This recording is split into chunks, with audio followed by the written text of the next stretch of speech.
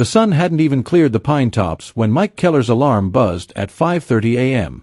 The smell of coffee filled the kitchen, mingling with the faint hum of the refrigerator and the quiet crackle of the morning news. It was a routine he'd followed for 15 years. Coffee, breakfast sandwich, boots laced, and out the door before the neighborhood came alive.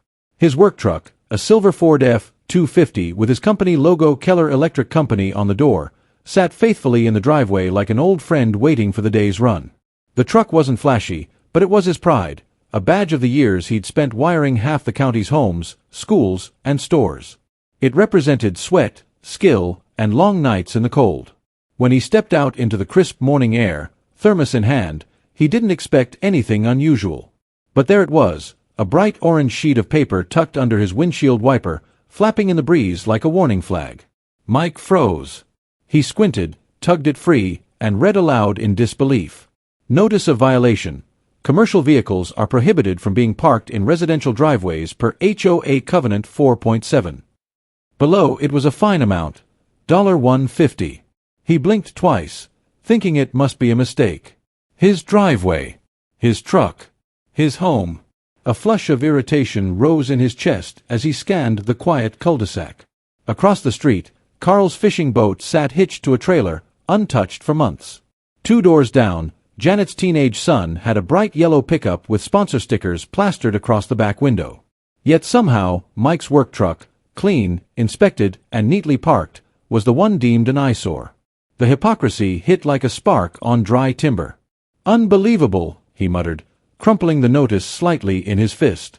He stepped into his truck, trying to shake it off. Maybe it was just a warning, maybe it would blow over. But as he backed out of the driveway, he noticed something else, a figure standing near the mailbox at the end of the street. Richard Newcomb, the HOA president, was dressed like always, pressed khakis, tucked polo, clipboard in hand. He gave Mike a little smirk and a wave that wasn't friendly. It was the kind of wave that said, "I run this place." Mike forced a polite nod, his jaw tightening as he drove past. He'd seen the man strutting around before, measuring fences, snapping photos, sending emails about trash cans being left out too long. But now, it was personal. The day dragged on at the job site. Mike couldn't stop replaying that orange notice in his mind. Between rewiring panels and checking voltages, he kept thinking, why me? He'd always paid his dues on time. Never caused trouble. His wife, Linda, kept their lawn neat, their porch decorated every season. The neighborhood was supposed to be about community, but lately it felt like a stage play where everyone was pretending to be perfect, and the HOA was the director. By the time he returned home that evening, the sun was low, painting the houses gold. He hoped maybe it was all a misunderstanding, that someone would have realized how ridiculous the rule was. But waiting for him in the mailbox was another envelope, stamped *HOA Enforcement Office.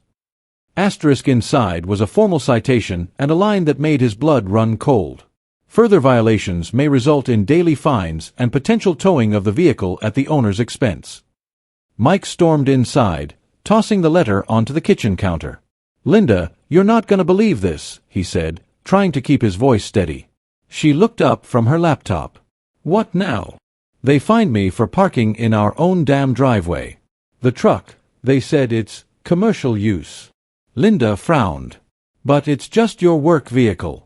It's not like you've got a dump truck parked out there." "That's what I said," he snapped, pacing the floor. "They got boats, trailers, all kinds of junk sitting around, but my truck somehow ruining the neighborhood image?" Linda sighed, rubbing her temples. "Richard's behind it, isn't he?" "Of course. That clipboard clown's been itching to find something." For a while, neither of them spoke. The hum of the fridge filled the silence. Mike looked out the window at his truck, sitting quietly under the porch light like it didn't know it had caused trouble. He felt a mix of anger and sadness. He'd worked his whole life to afford a decent home, one with a yard, a driveway, a little space to breathe. He thought he'd left behind the days when people looked down on blue-collar work. But now, standing in his own kitchen, he felt that old sting again, the unspoken line between those who work with their hands and those who think they're above it. That night, Mike couldn't sleep. He kept checking the driveway, half expecting a tow truck to pull up. Around midnight, he opened his laptop and scrolled through the HOA rules, reading every clause, every line. Sure enough, there it was, Asterisk Covenant 4.7, no commercial vehicles or equipment may be parked overnight in residential driveways. Asterisk, the wording was vague, full of legal wiggle room. And there was no mention of exceptions for residents who used their vehicles for personal livelihood. It felt deliberate, like a rule meant to keep certain types of people out. He bookmarked the document, his frustration hardening into resolve. The next morning, he parked his truck in the same spot, square in the driveway, just like always. When Richard drove by in his spotless Lexus, their eyes met. Mike didn't look away. Instead, he leaned against his truck, sipping coffee from his thermos, the orange violation notice pinned proudly under his wiper.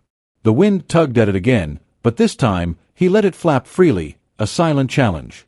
If the HOA wanted a fight, they were going to get one. The community center's meeting room smelled faintly of coffee and floor polish, its fluorescent lights buzzing overhead like an impatient jury.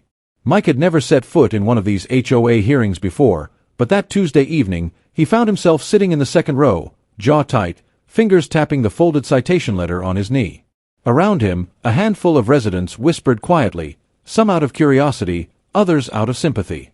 At the front of the room sat the 5-person HOA board behind a long folding table draped with a navy cloth, and in the middle, like a king among courtiers, was Richard Newcomb, the president himself.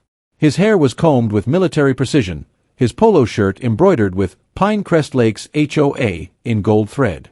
A nameplate sat before him like a badge of power. When he spotted Mike, a small, polite smile curled his lips, the kind of smile that never reached the eyes. "Mr. Keller," Richard began, his voice echoing slightly against the tiled floor, "thank you for joining us tonight.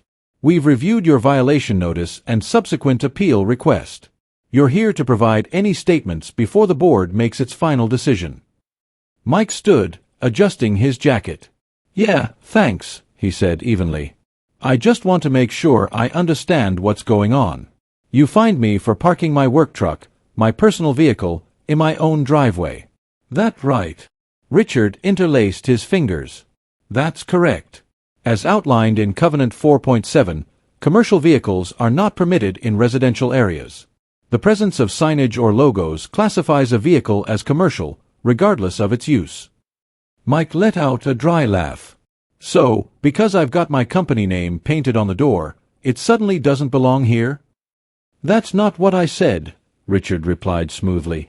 "It's about maintaining a certain aesthetic standard. Homeowners purchase property here under the expectation of a clean, uniform environment, free from visible business operations." Mike's eyebrows shot up. "Business operations? You think I'm running an office out of my garage? That truck doesn't disturb anyone. It's my job, my livelihood." The board members exchanged glances. One of them, a gray-haired woman named Martha, spoke softly. "Mr. Keller, it's not personal. The rule applies to all commercial vehicles. We've had issues in the past, contractors, landscapers, delivery vans." "Funny," Mike interrupted, voice tightening, "because Carl's boat's been parked across the street for months, and Janet's son drives that bright yellow pickup plastered with decals. Neither of them got a notice." A murmur rippled through the room. Richard's jaw stiffened. "Mr. Keller, please refrain from making accusations against your neighbors. Each situation is handled separately." "Yeah, separately," Mike said, his voice low but firm. "Meaning selectively." The words hung in the air like a challenge. A few residents looked down, others shifted uncomfortably. Richard cleared his throat and forced a thin smile. "The board is simply enforcing community standards. If you'd like, you can appeal the fine to the enforcement committee, but I assure you their decision will be consistent with ours." Mike leaned on the back of his chair, his patience thinning. "You know what this sounds like, Richard? It sounds like you don't want tradesmen parking in front of their own homes. You want everyone to look like they don't work for a living." Richard bristled, his composure cracking for the first time. "That's absurd. We respect all professions, Mr. Keller. But our residents have made significant investments in this neighborhood. We have to protect property values." Mike laughed, shaking his head. "Protect property values? You think my truck's dropping the price of your house? That's rich." The room fell silent again, save for the buzz of the lights and the rhythmic click of Richard's pen against his clipboard. Finally, Martha spoke again, more hesitant now. "Mr. Keller, the board's decision is final for this hearing. If you continue to park the vehicle in your driveway, you'll incur additional fines, and eventually, the HOA may authorize towing." Mike's jaw tightened. "You tow that truck, and you'll be explaining it to a judge. Is that a threat?" Richard snapped. "No," Mike said calmly, slipping the citation letter into his pocket. "That's a promise." He turned and walked out of the room. His boots echoed down the polished hallway, each step sharp and deliberate. Outside, the night air hit his face like a slap, cool, heavy with the scent of rain. He could hear laughter and chatter behind him as the meeting resumed, the board moving on to the next agenda item as if nothing had happened. But inside Mike's chest, something had shifted. It wasn't just anger anymore, it was clarity. He finally saw what the HOA was really about. Not community, not pride, but control. When he got home, Linda was waiting by the kitchen counter. "How'd it go?" she asked, reading his expression before he even spoke. "They're doubling down," Mike said, setting his keys down hard. "Fines every day I park in my own driveway. And they mentioned towing." Linda's eyes widened. "They can't do that." "They think they can," he said, pulling out the letter. Richard kept going on about aesthetic standards and protecting property values. "Like my truck's a pile of junk instead of what pays for this house." He sank into a chair, rubbing his temples. "They're not gonna stop, Lynn. They want me gone or humiliated." For a long moment, neither spoke. The clock ticked softly, a slow metronome of frustration. Then Linda reached across the table and touched his hand. "You're not fighting this alone," she said quietly. "You've got people who respect you, people who know you've worked for everything we have." Mike looked up, the first hint of a smirk forming. "Yeah," he said, his voice steadying. "I do. I've got the whole damn crew at the union." He pulled out his phone and scrolled to a contact named Tony, IBEW rep. His thumb hovered for a second before pressing call. When Tony's voice answered on the other end, deep, gravelly, confident, Mike exhaled, feeling the tension finally ease from his shoulders. "Tony," he said, "you busy? Because I think my HOA's about to learn what a real fight looks like." The next morning, the air outside Mike's house was thick with tension. His work truck sat in the same spot, bold and unmoving, with another bright orange violation taped to the windshield. But this time, Mike didn't tear it off in anger. He just looked at it, smiled slightly, and walked back inside with his phone pressed to his ear.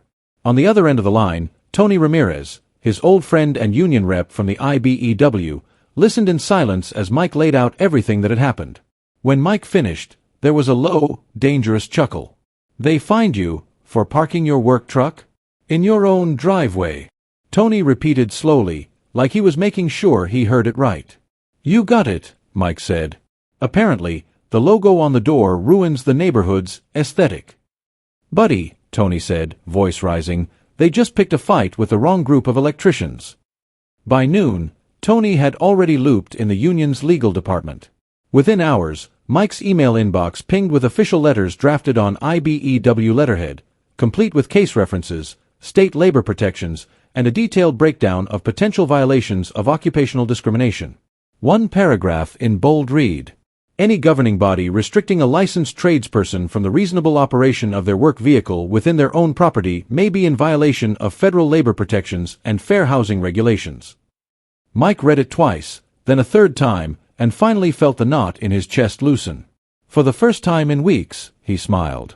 "Now we're talking," he muttered. That evening, Tony pulled up in his black pickup with two other men from the union, all wearing hard hats just for the symbolism. When Mike opened the door, Tony handed him a stack of folders thicker than a phone book. "This," he said proudly, "is our counterpunch. Legal precedent, documentation, and a nice little letter to your HOA board letting them know they're walking on federal ground." Mike flipped through the papers, his eyes widening. "You did all this already?" Tony shrugged. "You're one of ours. They mess with one, they mess with all. And if your HOA wants to play power games, we've got lawyers who eat that kind of arrogance for breakfast."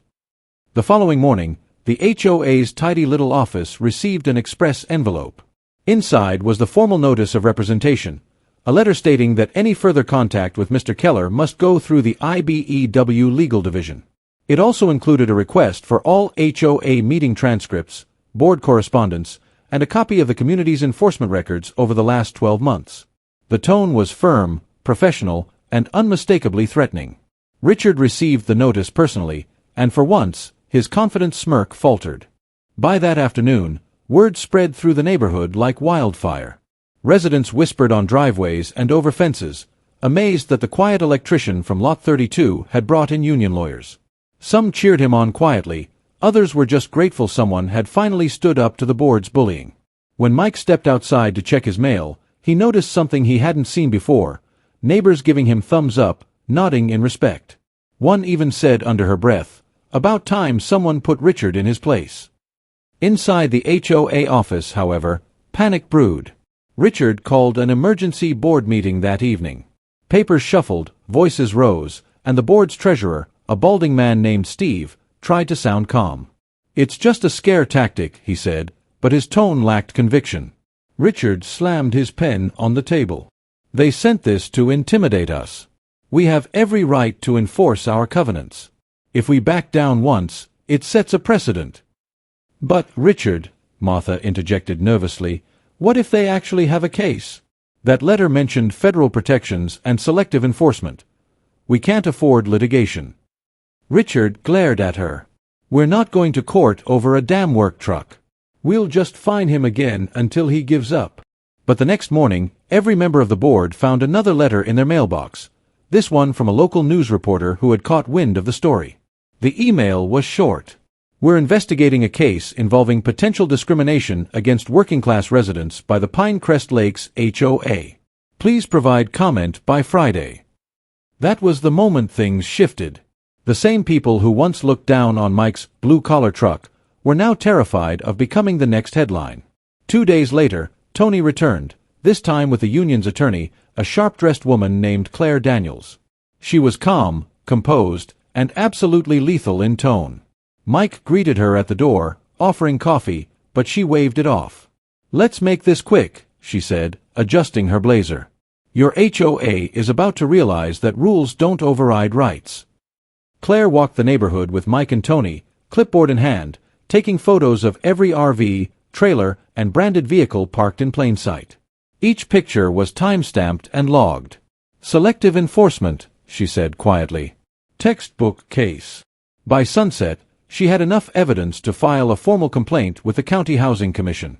And when the next HOA meeting rolled around, Mike didn't come alone. Tony, Claire, and half a dozen electricians stood behind him, arms folded, wearing matching black shirts with white lettering that read, "We keep the lights on."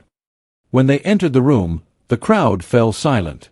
Even Richard's usual smirk evaporated.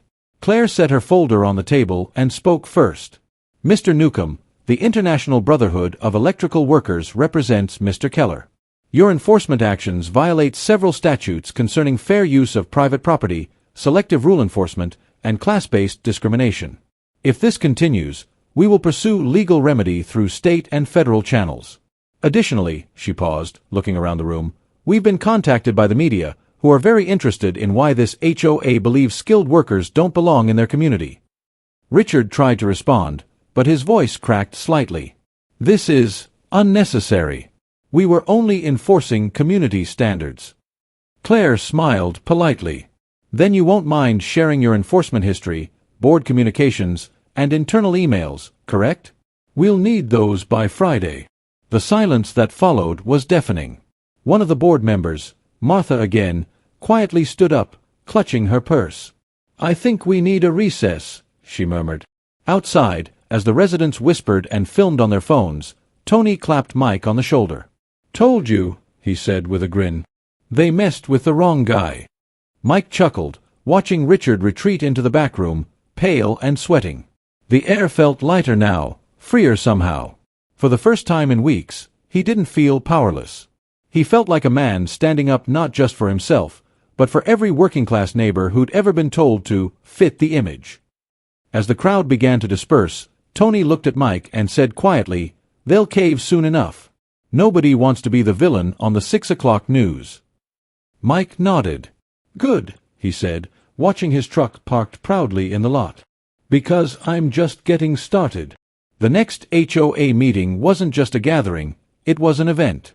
By 6:30 p.m., the Pinecrest Lakes Community Hall was packed wall to wall. Folding chairs lined the back, residents filled every aisle, and a cluster of local reporters hovered near the door with cameras ready. A low buzz of conversation echoed through the room, the kind of murmuring that always precedes a storm. At the front table, the 5 HOA board members sat stiffly in a row, each of them visibly uncomfortable under the heat of public scrutiny. Richard Newcomb, once smug and composed, now fidgeted with his notes, the edges of his collar dark with sweat. On the wall behind him hung the HOA banner, its bold blue lettering, maintaining community excellence, now looking more ironic than inspiring. Mike stood in the back near the door, arms crossed, watching it all unfold. Beside him stood Tony and Claire, the union lawyer, both calm and unflinching. Several electricians had shown up again, their black shirts reading asterisk, "We keep the lights on." Asterisk, the symbolism wasn't lost on anyone. Even the residents who once sided with the board now whispered among themselves, sensing the power dynamic had flipped. This wasn't just about a truck anymore. It was about accountability, fairness, and a community tired of being bullied by a handful of self-appointed rulers. When Richard finally tapped the microphone, the noise dimmed to a hush. "All right," he began, forcing a smile. "Let's bring this meeting to order. We have several items on tonight's agenda, including—" Claire interrupted smoothly, standing from her chair in the audience. "Actually, Mr. Newcomb, before you begin, I believe item 1 should be the matter of Keller v. Pinecrest Lakes HOA. Considering the pending legal action, it seems only fair that the community be informed." Richard's face tightened. "This meeting isn't a courtroom, Ms. Daniels." "No," she replied evenly, "but it is a public forum. And since your board's decisions have affected multiple homeowners under questionable enforcement practices, it's time for transparency." She stepped forward, placing a thick folder on the table. "This," she said, her voice carrying through the hall, "is a record of every enforcement action issued by this HOA in the past 18 months. It includes photos, timestamps, and violation categories. And here's what's fascinating. Out of 87 total citations, 79 were issued to working-class homeowners. People with trades vehicles, small business decals, or home-based service permits. Meanwhile, multiple clear violations by other residents, boats, RVs, luxury trailers, were ignored. Selective enforcement. Clear as day." The room erupted into murmurs and gasps. Richard reached for the folder, but Claire's hand stopped him. "Copies have already been sent to the County Housing Commission," she said, "along with your internal emails. Some of which," she added with a small smile, "were quite revealing." Richard's composure cracked. "You had no right to access private correspondence," he barked. "The community had every right," Claire shot back. "Especially when those emails include phrases like, 'We can't let trades vehicles cheapen the look of Pinecrest,' and 'Keep Keller's truck out, it's not good optics.'" The words hit like a thunderclap. Gasps rippled through the room. Several residents turned toward Richard, faces hardening with realization. A woman near the front stood up, pointing at him. "You fined my husband for parking his landscaping trailer. And you said it was just the rules." Another voice joined in. "You told me my brother's delivery van was against code, but you ignored that yacht parked on Cedar Street for months." The room began to boil over with outrage. Richard raised his hands desperately. "Please, everyone calm down." But his voice was drowned out by a wave of angry voices, the sound of years of pent-up frustration bursting free. Mike finally stepped forward, his voice cutting through the chaos. "You see what this is now," he said, addressing the room. "This was never about keeping things nice. It was about keeping certain people quiet. People who work with their hands. People who don't fit their picture of perfect." The crowd fell silent again, listening. Mike looked directly at Richard. "You fined me for doing an honest day's work.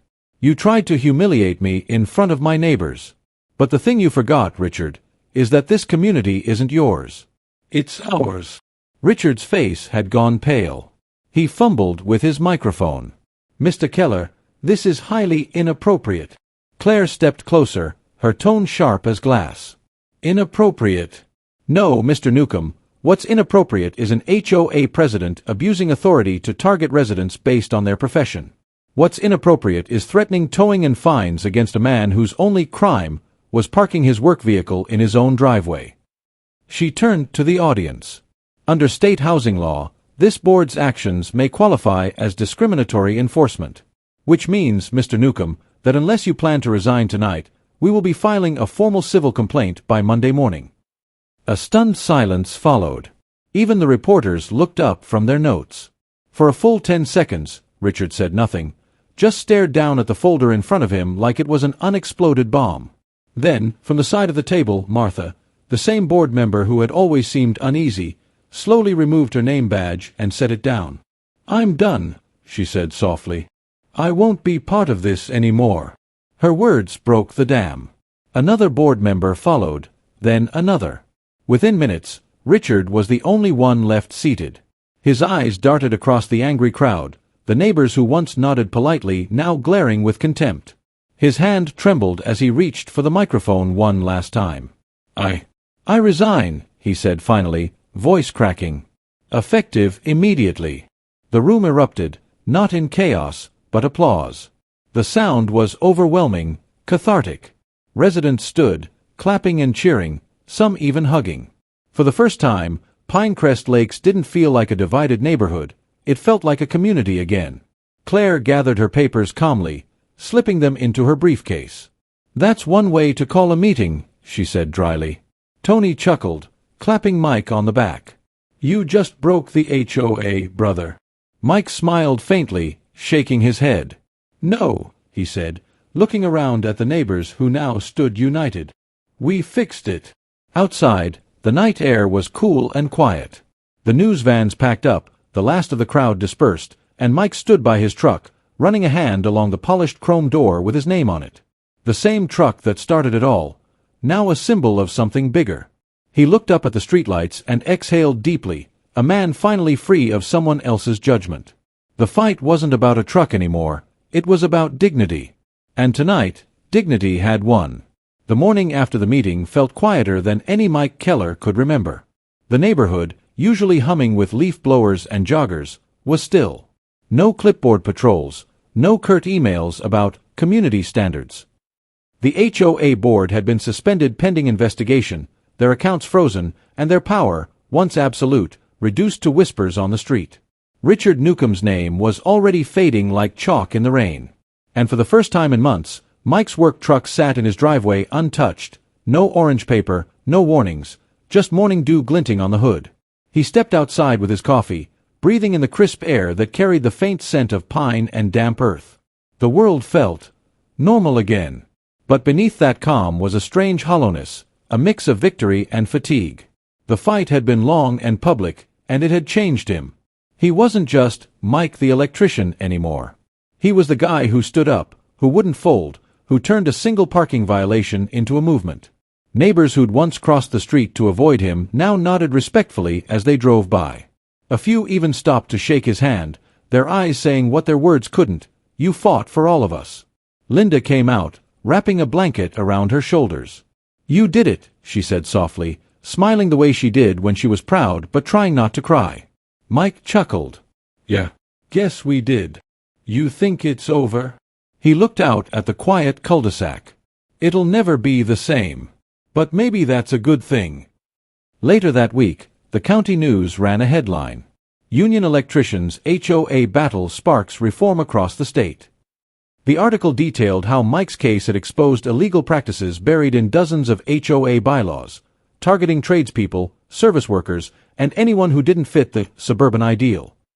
The footage from the meeting, Richard's outburst, the union lawyer's takedown, the crowd's cheers, had gone viral.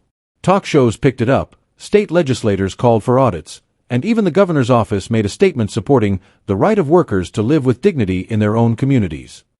For a man who just wanted to park his truck, it all felt surreal.